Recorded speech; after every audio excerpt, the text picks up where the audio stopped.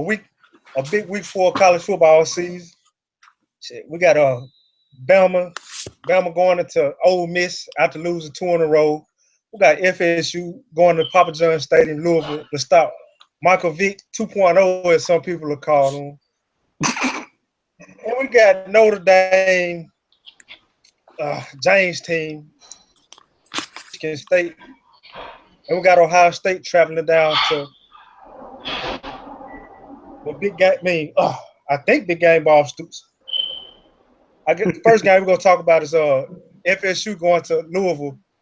FSU is favored by 2 points. What's y'all thoughts on FSU traveling to Papa John's Stadium Saturday?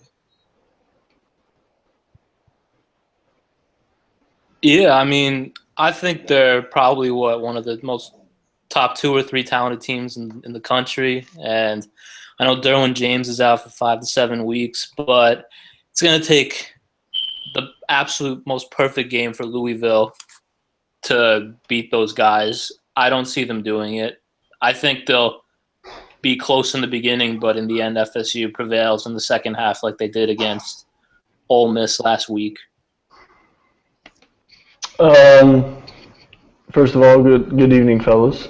I would definitely say this game, as a Florida State fan, is nervous because Derwin being out, and I mean the QB that they got over there just makes sometimes something out of nothing. I definitely think Louisville's defense shouldn't really be able to stop Florida State's offense. But, when you got a freshman quarterback, you never know. FSU should win, but I wouldn't be shocked truly if Louisville pulled the upset. It's just one of those weird games where I can see a 45-42 or something like that. My thing, Lamar Jackson's accuracy comes and goes. I was watching the game last week against Syracuse. He missed several open deep receivers. And another thing, you playing the team speed of Florida State, especially at the halftime. I expect some of those easy completions he was getting to turn around and be interceptions. And another thing, Louisville they don't play an ounce of defense. Dalvin Cook might well go for 150 by the half. Or pull a hamstring in the first quarter.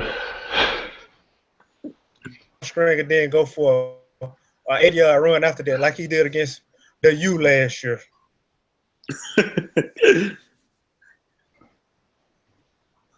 I mean, like I said, I think FSU should win.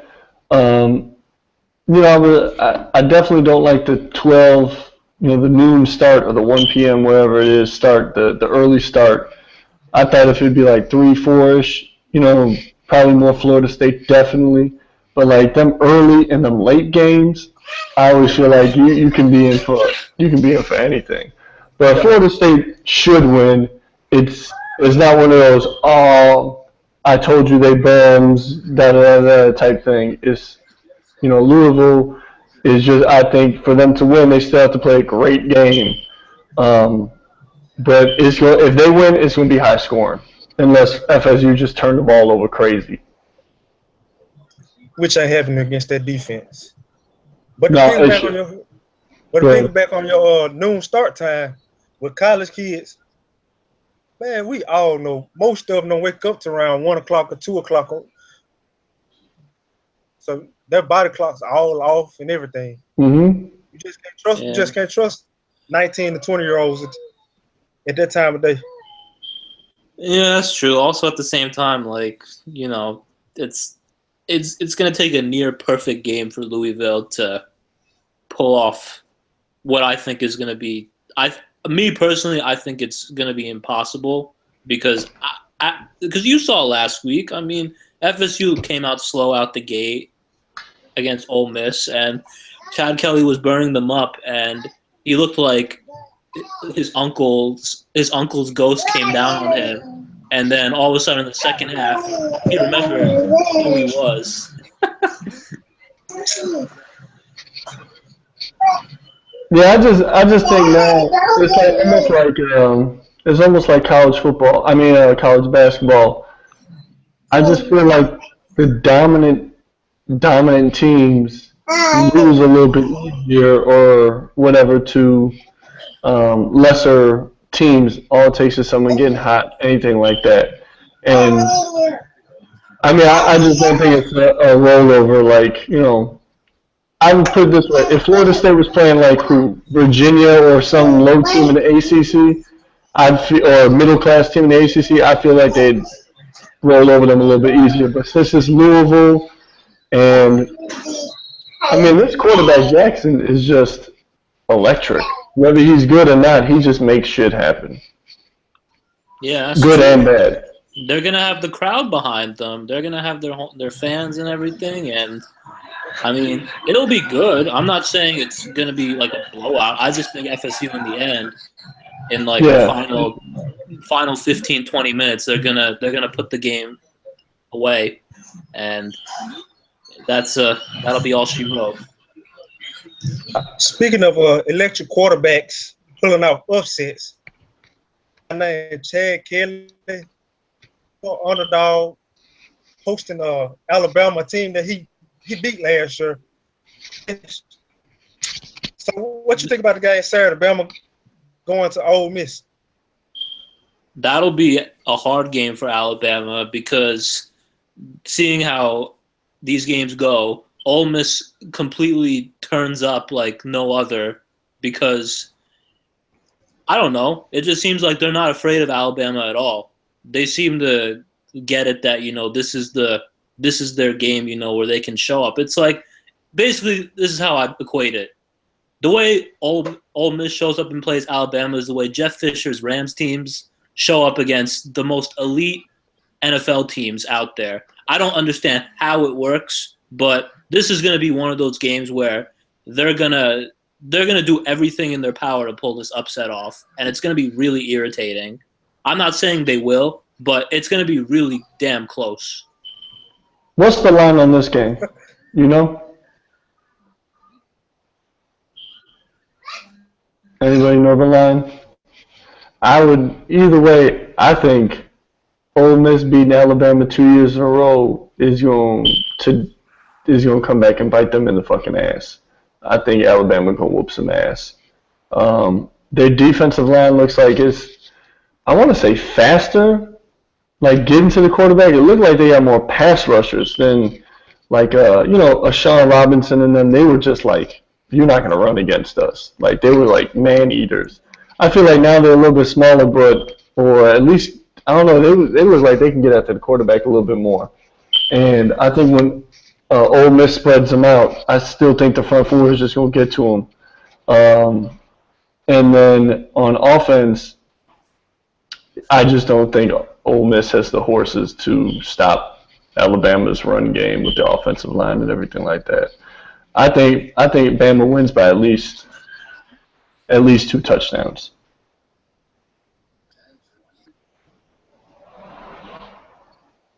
I'd say they win by about 10. I won't go further than that.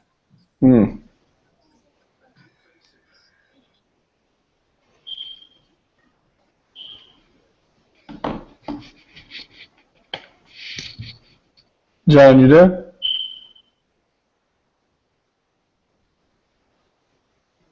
Looks like he's froze. So then, what's the next? What's another big game on the schedule that they got? What's the other games going on this weekend? We did Alabama, Ole Miss. We did FSU, Louisville, Notre Dame, Michigan State. I know that. Okay. Well, as a Notre Dame fan and yes, a FSU fan, I can be both. Goddamn it, it's college. There's 475 fucking teams in there. All right. I would definitely say I don't feel it for Notre Dame. One, we always struggle against Michigan State. Even sometimes when I thought we've had the clear-cut advantage in teams or talent, Notre Dame is faster than Michigan State. They're a little bit more athletic, but Michigan State, I think, has better depth, and two, I just think they're bigger and they're going to wear on Notre Dame. and that are those guys are still suspended from that the arrest thing, right? The 5 players. I believe so. Yeah. And I want to say, out of the 5, I want to say at least 4 of them were like supposed to be major contributors, starters, or bench guys. So, I mean, I think Notre Dame will keep it close, or at least make it close. But I have that bad feeling that Michigan State's going to win. Just got that. The only one who can save us is going to be Kaiser, just going off and finding deep threats down the field and making something out of nothing. Yeah, that is the pick I'm taking as well. I'm taking Michigan State over Notre Dame this weekend. Specifically, mainly, I always get this weird vibe. There's always that one game that seems to be very big in the moment for Brian Kelly, and seems like he always finds a way to hiccup the game, and it just doesn't. You always have that bad feeling with him throughout the years when you see him coach, and then a loss happens, and then he's there to answer the questions, and he digs his own grave sometimes. And I think Michigan State's going to beat them this weekend. Yeah, I think was this not D'Antoni? Yeah, right. I always get him and the basketball. D'Antoni, I think he's a better coach. I think he's definitely much more solid. Notre Dame. I thought this was going to be relatively a down year because I felt like we lost guys who were difference makers on defense, namely Jalen, who I think covered up a lot of our ills, and Fuller being gone and everything, the receiver. So unless that clicks, if you read the articles, they say, oh, we got these 2 new guys and they're going to do it. If there are threats now with Torrey Hunter Jr., I just don't buy it against Michigan State, who plays that physical brand. But if the refs don't let a physical game go by, then that is definitely advantage Notre Dame, because I think they're more skilled, just not as strong as Michigan State. Yeah, bump these guys off their spots. That's like basketball. There's finesse and skill against physicality, ground and pound type teams. Then you're able to throw them off their game and get them to play your game. And Michigan State does a very good job of that every time they face Notre Dame. I think every game I've watched has been relatively close, and it's always, a tug and pull. It's never easy for Notre Dame. I'm not saying Brian Kelly is the main reason for that. I'm saying is that the way Michigan State imposes their game on other teams, and that's what makes them, one of the best programs in the country. Mm-hmm. No, Kelly. See, the problem with Kelly is he'll have 3.5 quarters of greatness of coaching, and then he'll ruin it in an instant. Or he's very high-low. Like you said, he isn't very consistent in the fact that he's inconsistent with some play calls or the way he gets after guys or substitutions, some of those things. So. Yeah, I mean, it's not a Notre Dame. It's not a Notre Dame game without Kelly imploding, popping a blood vessel on the sideline. When Hannah was adopted by a family in Texas, Notre Dame should take care of business. They 8 points favorites. You gotta remember, Sparty lost a lot from last season, and they barely won that game. It doesn't matter. I've seen Michigan State for since T.J. Duckett come in to Notre Dame, or Notre Dame go there and they just have terrible bad games. I think there was 4 straight years where it went down to the last play each and every game. Field goal, Charlie Rogers touchdown in the back of the end zone. Some advice from Disney Channel's Healthy. Whose TV is that? Protect yourself from getting sick. Just wash your hands. Germs can hide on your hands and make you sick when you touch your eyes, mouth, or nose. John, is that your TV? Especially when you touch something that might not be I'm in the TV. Scrub your hands with warm water for 20 seconds and flush those germs out with your hands. Disney Channel wants you to protect yourself, your friends, and your family from getting sick. I like you. Just look at these things. It's Polo. Remember to enjoy the kids with your family too. Here.com is a proud sponsor of Disney Channel.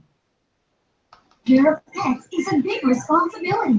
From grooming to taking care of them when they are hurt. Making sure that they are healthy. We had technical difficulties, but I think it's fixed. That's fine. Yeah. We took over for a bit, so we're good. But yeah, I think we all agree Notre Dame over Michigan State. No. I disagree. I disagree. I said yeah. Michigan State's going to upset Notre Dame. So I'm the lone wolf on this. Yeah. I'm picking Michigan State so that I can be pleasantly surprised when if Notre Dame wins. But yeah, I can't do it. All right. It's like I got to pump up the troops. I got to let them know I'm picking against them, and then hopefully, they prove me wrong. I already skipped Bayless. And speaking of Bayless, Oklahoma players, they host the Ohio State this Sunday. Then this Saturday.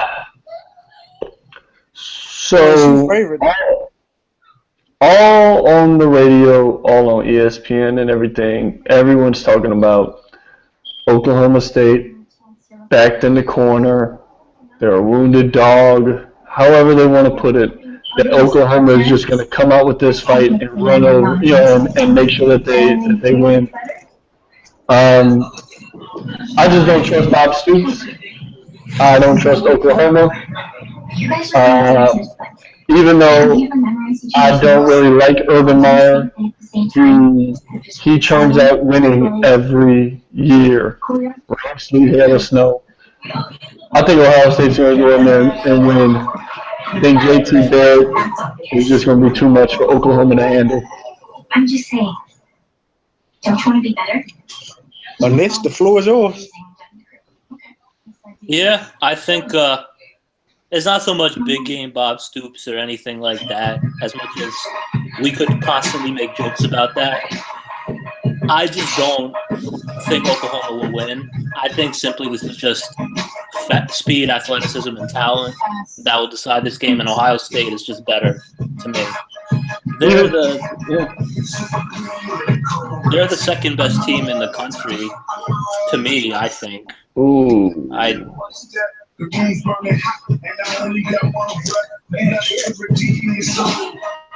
That's all I have. So Ohio State wins that game. I guess I'm the lone wolf again, man. I got big game Boo Stoops winning, man. I don't this game's setting up too much like the Virginia Tech Ohio State game from a few years back. Hey, man, I'd be grateful if Ohio State lost. If one of those top four teams, Clemson, FSU, or Ohio State lost, I would be forever grateful. I would love for that to happen, but I don't know. Urban Meyer seems to. I think this game they're gonna get. That's a young, inexperienced squad, though. It's a young squad. They're young, but at the same time, as we've seen, he gets high-level talent, and he gets high-level talent to play well consistently. And I just think that, in a sense, Oklahoma State losing the first week even makes it even worse because now they've got all the pressure. You know what I'm saying? Because, for the most part, everyone thinks Ohio State is going to lose a game or two somewhere down the line because they are young. Whereas everyone thought, oh, this is the Oklahoma year now. This is, they're going to put them back in the playoffs, and they're really going to do it this year. Nah. No way. I think, look, I'm not an Ohio State fan. I just know that I just don't trust Bob Stoops in anything. I wouldn't change him. I wouldn't trust him for anything. I'm telling you, man. P. Ryan and missing close to 200-yard rushing come Saturday. I'm telling you. Why? Hey, what happened to? I thought Samaj was Oklahoma's #1 running back. I mean, Samaj the #1 running back production, but any NFL scout will tell you in a minute that Mixon is the better player. Because I was wondering why Samaj wasn't playing, but I think for the college game, Samaj being bigger and everything like that, he just runs over some guys. I thought they was missing that against Houston. I thought they played Mixon a little bit too much, but it is what it is. Like, I love Mixon, man. He's not small. And I was just watching a little bit of that Houston-Cincinnati game, just the first quarter. Houston wasn't, dominating Cincinnati, and Cincinnati by no means is Ohio State. So I don't know, if you can look at cross matches, but who knows? Houston got caught with the Thursday night game. These Thursday night games, man, they always trap you. Always. Like I was telling the Nets before we started, I remember that Thursday night when a true freshman, Jacquizz Rodgers, ran for over 200 yards against Clay Matthews, Ray Maluga, and Brian Cushing, 3 Pro Bowlers. Can't trust a college kid on Thursday night. Yep. Yeah, I agree. Yeah, you're right. And speaking of college coaches, it seemed like one of them put his foot in his mouth this week by the name of Dabo Swinney from Clemson, right? Mm-hmm. He went to quote MLK all wrong and stuff. Make it look like a fool. All about just because Cap made his stance or whatever. Y'all got some thoughts on that? Dabo went from maybe the coach that everybody wants to play for, the young, cool, new guy over at Clemson and everything, to he just might have shot himself in the foot and lost a couple of recruits down the line. Definitely not knowing what he's talking about. Once again, I don't know where this protest handbook is that says when and where you can and cannot protest and how you can do it. So basically, it's all veiled, racism of don't disrespect this country and pretty much don't disrespect white people. They'll stand for the national anthem, which is all BS. Stand, don't, do you. If that's how you want to protest, protest. If you want to raise your fist, raise your fist. I'm getting a lot of feedback right now. Anybody else hear that? Gotta turn that volume down, man. Is that me? I don't have anybody here. I hear everybody. Yeah. No, I'm saying I hear like background noise, like kids and TV.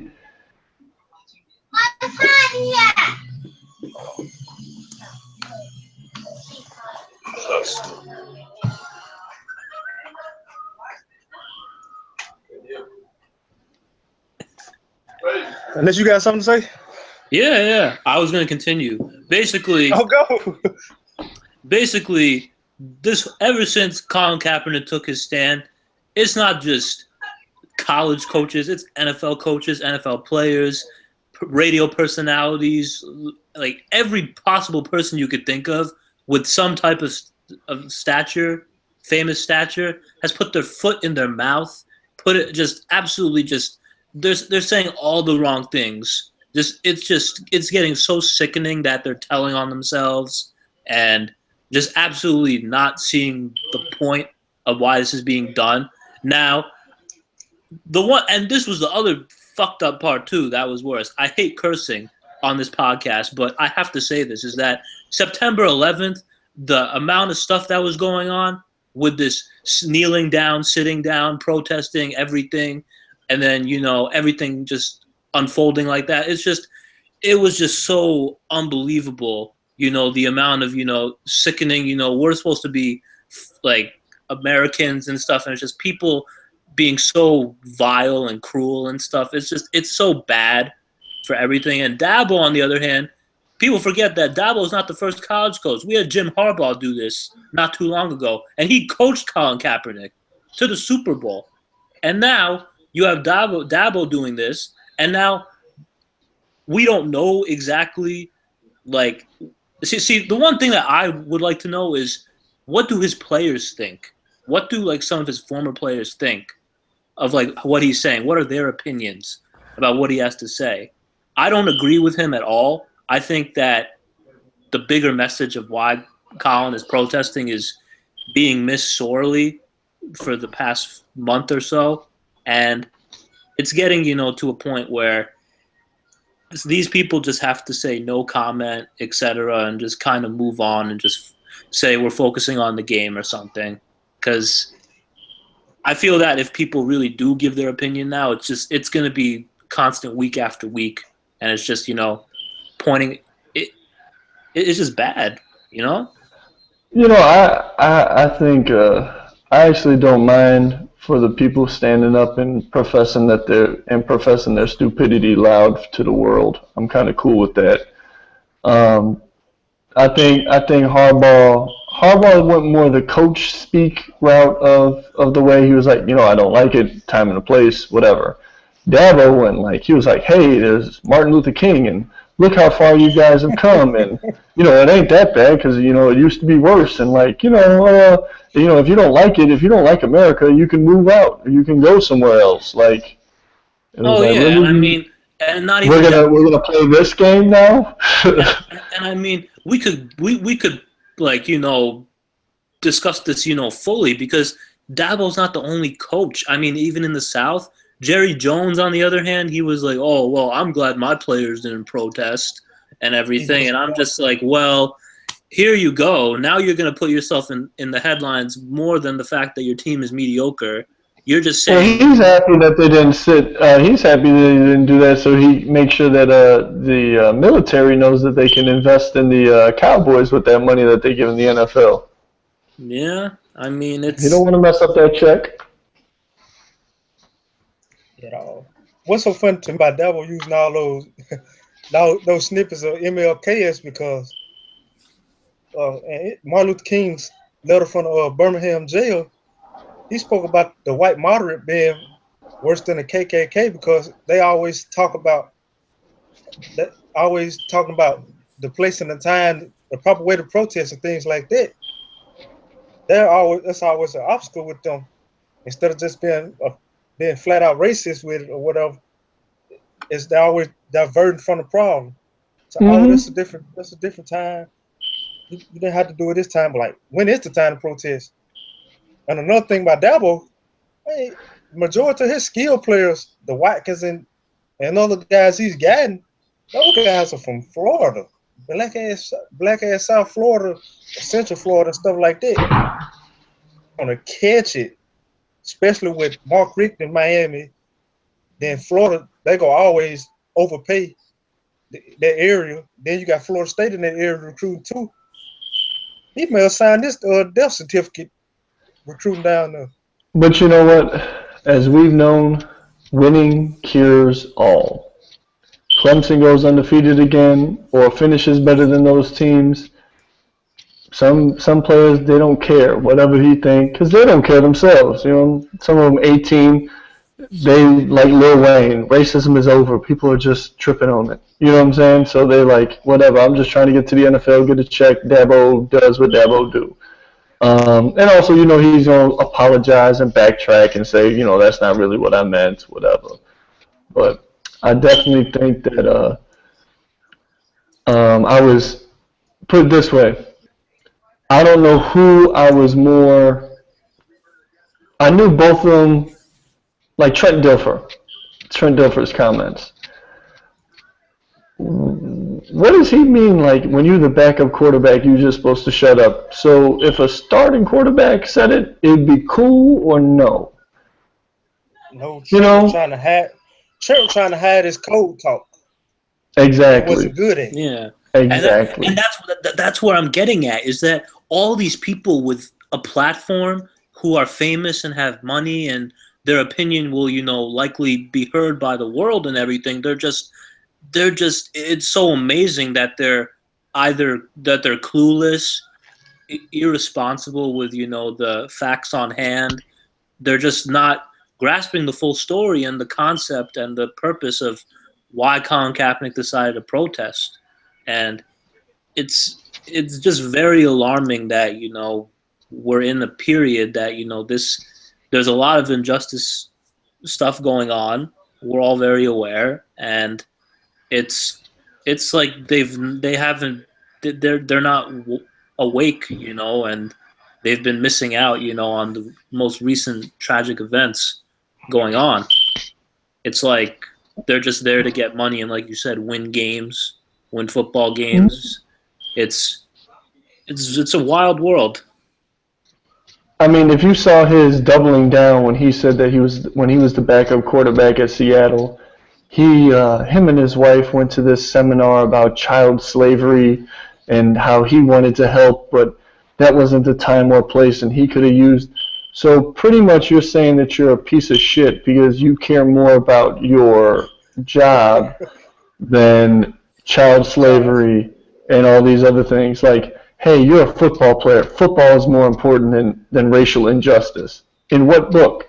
Now, if Colin Kaepernick would have came out with a button that said something about Darfur or some European cause or something like that, or if we all know if it was Tom Brady or one of these guys, J.J. Watt, they'd be like, oh wow, look, it's more than football with just J.J. He loves these things. But now that it's in your own backyard, you're a part of it, indirectly or not, or you've benefited from certain things. Then it's like, hey guys, you've had it rough, but it's better now. So what? You want to go somewhere else? It's. But Yeah. yet, if you said economically, Trump, let's make America great again. How are we going to do that? Well, we're going to push out the immigrants. We're going to have jobs. We're going to do these things. Hey, everyone cheers. You're right. We need to make America great again. Colin Kaepernick pretty much saying, hey, let's make America great and not have racial injustice. And it's like, whoa, whoa, whoa. Know your place, know your role. Sit down, make your millions, and shut up. You probably don't even face racism. You're now he's half white or whatever it is. So it's just all just He was people being adopted, right? insecure. I want to say he is half white. His He's half birth white. mother is white, but he was raised by white adopted parents. Regardless of the fact, in fact, I wish Colin Kaepernick was white in doing this as someone who was white. Like I said, I've been asking for it for forever on this and on Twitter, is that these white athletes need to get on board with this as well, and then we can really see if the views change from certain people. If it comes in a nice, cute package of, Luke Kuechly, do people all of a sudden start listening more, or does this story just go away then? If the whole team does it, does the story go away because now they can't just, put their I guess thinly veiled racism aside or whatever. Yeah. And the Speaking other of thing is that as much as everybody's saying, focus on the game, focus on football, it's not going to go away. This is going to carry over into the NBA season too. I know people are going to sit out the anthem and whatever you want to call it, and it's gonna pile on, drag on, but it has to be done. I mean, this isn't something that, as much as it could slightly like kind of fade away, but it's not going to. Not with NBA season coming up. I know people are going to sit out. he It's could have coming. faded away 2 weeks ago. Could have faded away 2 weeks ago, but somebody sticks their foot in their mouth every other day, like Tony La Russa. Kaepernick wasn't sincere. I'm like, out of all the people, he comes in talking about morality after he won championships through the steroid era with the Godfather steroids. Come on, man. Yeah. Yeah, I heard Brian Urlacher today on the radio double down on stupid and was saying, I would never stand. I don't think Lovey would let anybody stand. I mean, sit. And then he was like, "Why is he choosing this now? Why now?" And then says, he hasn't made his point clear. I literally just turned off the radio at that point. I said, "Damn." Yeah. If that means you're not even listening. He's made his point clear, extremely clear. He's unhappy with racial injustice, and he doesn't feel like standing for the anthem until he feels that America is doing right by his standards, which is his right to do. More power to him. Nobody has to like the country that they live in that much to stand for an anthem. Like, do you? And then just even on some local news, one of these dumbass Chicago aldermen talking about he wants to write rules for how people should be when the Pledge of Allegiance or the national anthem comes on. He wants them to stand up, face the flag, and put their hand over their hearts.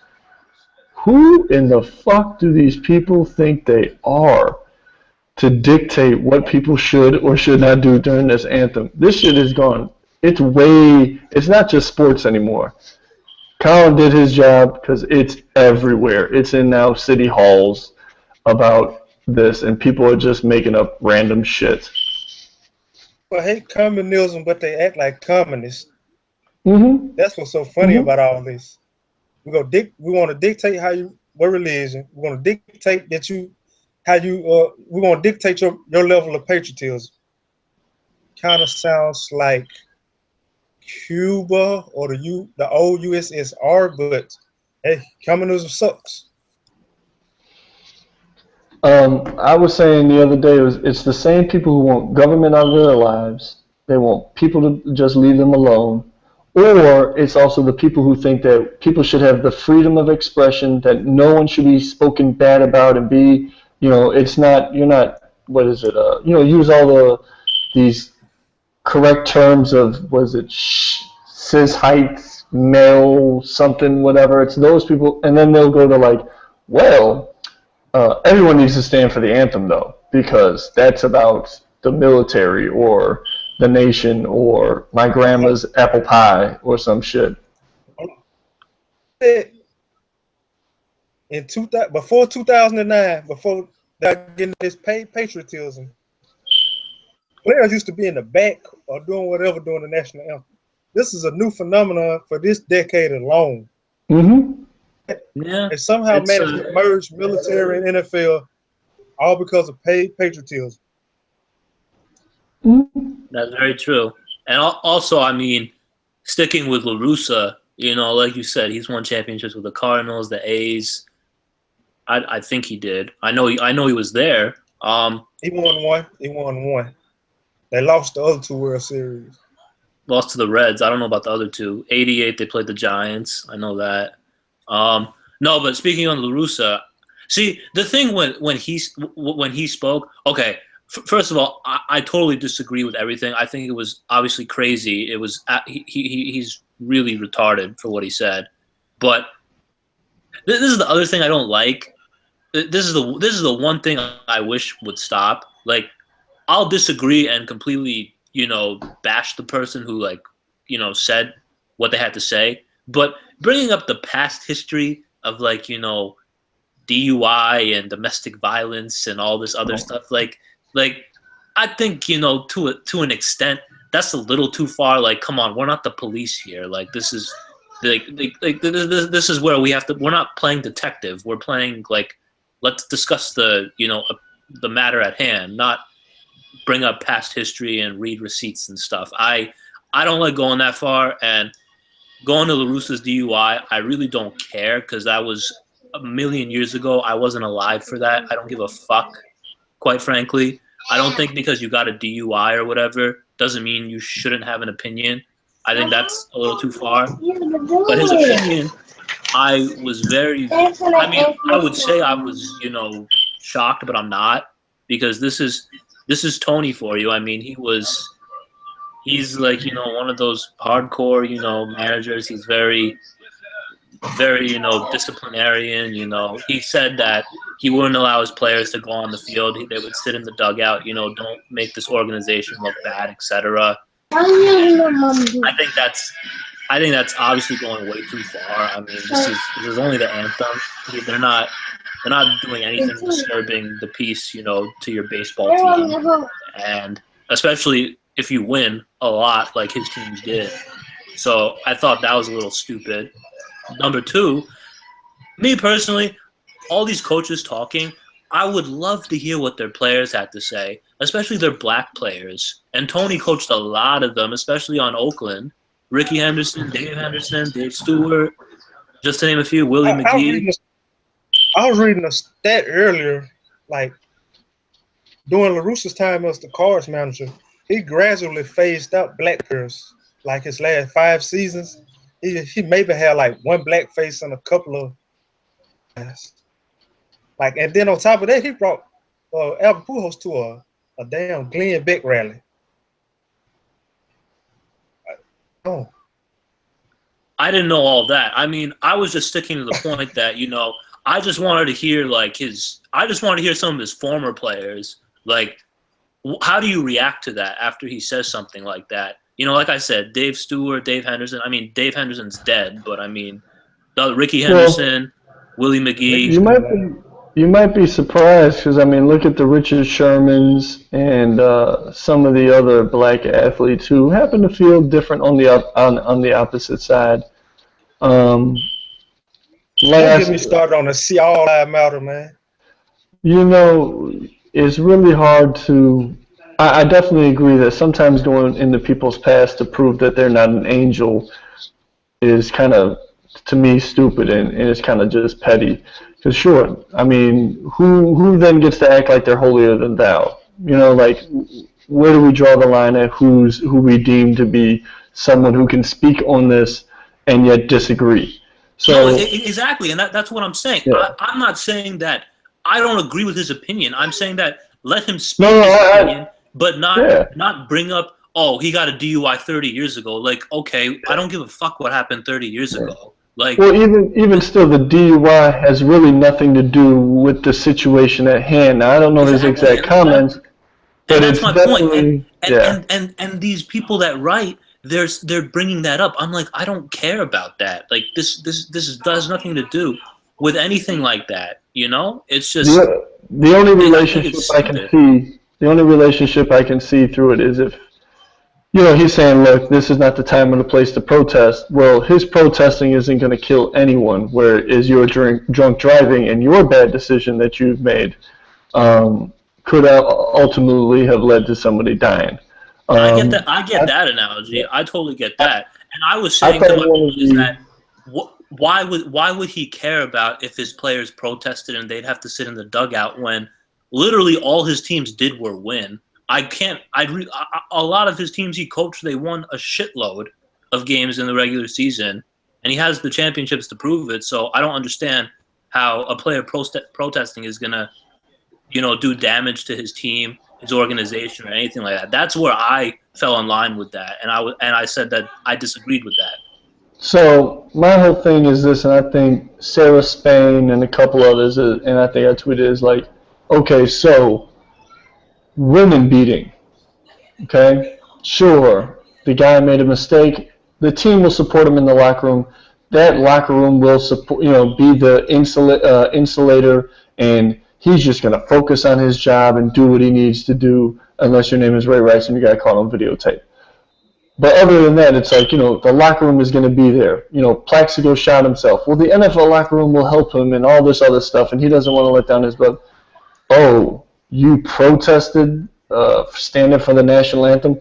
Nope, the locker room is divided now. Now you're just you're a leopard.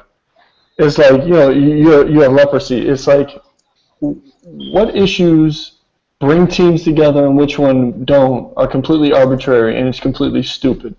So if my teammates decide to not be with me because I didn't stand for the anthem, fuck them. We're still going to go out there and play because, you know why? Because that's what we get paid to do unless you want to stop doing that. So all these, fake coach talks or analyst talks of The locker room will do this. So, like, where does the locker room ultimately say no, or where does it say yes?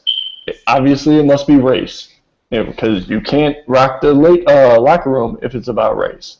You know what I'm saying? Which is So a lot. in the NBA, it should be a lot easier though for these guys to do it. Why? Because there's all black teams. You know what I'm saying? Or one white guy on it. Guaranteed, You know what I'm saying? guaranteed contracts.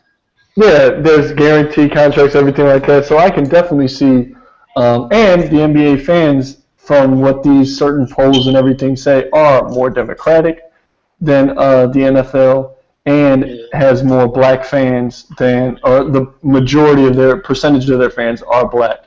So, and it seems like Adam Silver just happens to be a little bit more progressive. Not saying he's a saint or anything like that, but I feel like he Yup. lets the players be themselves a little bit more because he understands that one, players sell his product.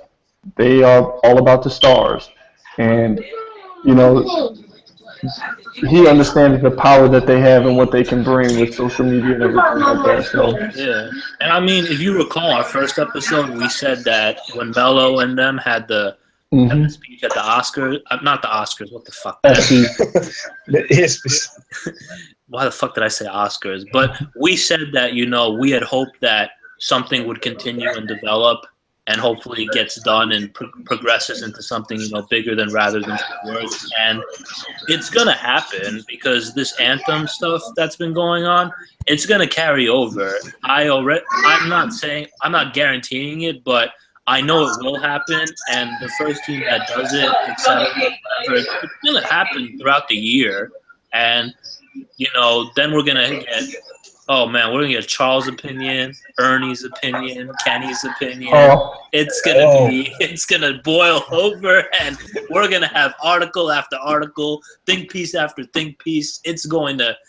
And Charles actually has a show about race that's coming out. Let's not talk about him to that time, that unfortunate time comes. man, Charles Barkley and Cam Newton, the Auburn gold standard. Has anybody asked Bo Jackson anything? I know Bo really doesn't do media. I feel like I'm not trying to say Bo. I just don't think Bo gives a fuck about anything but hunting. Like legit. I don't think he gives. I don't think Bo. I really don't think Bo really even likes people. Truly, like maybe other than his family.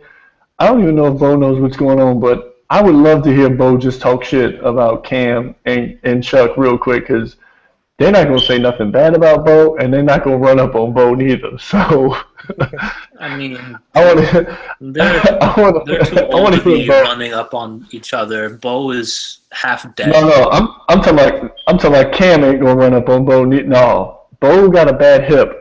Bo will still grab and fuck somebody up. That is a strong. Like ain't nobody gonna run up on Herschel Walker at 75. You don't run up on Bo neither. I mean, this isn't a fist fight they're gonna have. Like, none of them are gonna fight each other. Everyone. Hey, folks, Well, maybe they need to. Shit, somebody needs to knock some goddamn sense in these fucking people. Maybe so, before we but get I out there, mean, what's our upset picks for the weekend For NFL? for the college level? College. Let's see. Let me see again. So well, I actually don't have any upset. Ohio State is favorites, right? Over Oklahoma? Yeah. I One and wouldn't a be half. I wouldn't be surprised if Louisville won, although I think Florida State's going to win, but I definitely think that one might be whatever. I think, Michigan State then. Michigan State's the upset, right? yeah, Michigan Michigan State, State I over think, is Notre going to Dame. win. Alabama Hot dogs. LSU win. Let's see. Let me look at the schedule again. I think Appalachian State is going to beat Miami. Hey, man. Hey. Unless, what's your upset pick? My upset, besides State Oh, over Notre Dame, pick that game as well. Well, my upset, since Sean ain't here, I got USC beating Stanford. No. no, Oh man, this is. And USC over Stanford, and I'm leaving, and I'm leaving y'all with that, man. Till next week. Nah,